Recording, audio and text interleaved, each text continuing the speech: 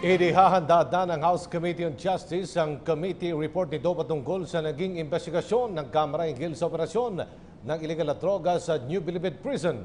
Paglilinan ng komite, wala itong planong sampa ng kaso si Senadora Laila de Lima. Bagkus, pagtutunan na lamang umano ng bababang kapulungan ang paggawa ng batas para tugunan ang problema sa droga dyan sa NBP. Report mula kay Jervis Manahan.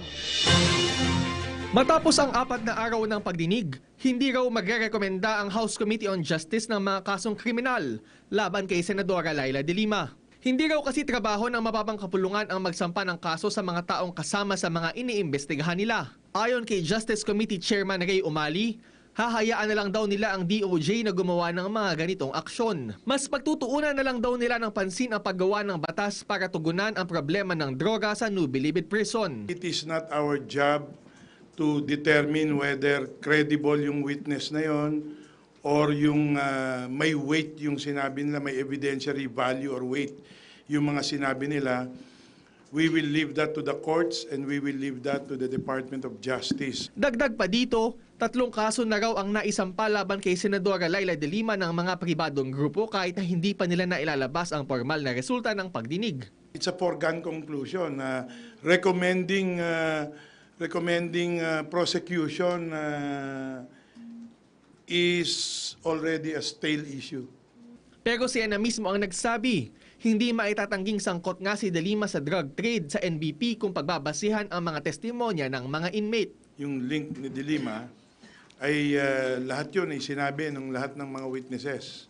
Diba? Yung nag-deliver, etc. etc.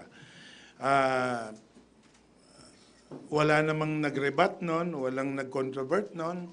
So, perhaps it will not be difficult to answer that because we will base it on what has been testified on, what has been said. Hindi pa pinal ang committee report nila tungkol dito. Isang executive session ang isinagawa ng komite para pagdiskusyonan ang lalamanin ng report. Umaasa si Umali na maaprubahan ito at maipepresenta sa plenary bago mag-recess ang Kongreso sa susunod na linggo para sa darating na undas. Pero hindi pa man tapos, tutol na si Congressman Harry Roque ng minorya sa panukalang huwag irekomendang sampahan ng kaso si Senadora Laila de Lima. I believe that the committee was able to receive valuable testimony that would indicate the presence at the very least of probable cause for criminal prosecution against Laila de Lima. No? Dapat daw kasuhan si de Lima dahil sa kanyang pagkakasangkot at pagkuha ng pera mula sa kalakalan ng ipinagbabawal na gamot sa kulungan. Tingin niya nilabag ng senadora ang Section 6 at 27 ng Dangerous Drugs Act. Non-bailable daw ang kasong ito at sinamang mapatunayang lalabag ay pwedeng makulong at habang buhay na pagbawalan na humawak ng public office. Para sa PTV News, Jervis Manahan.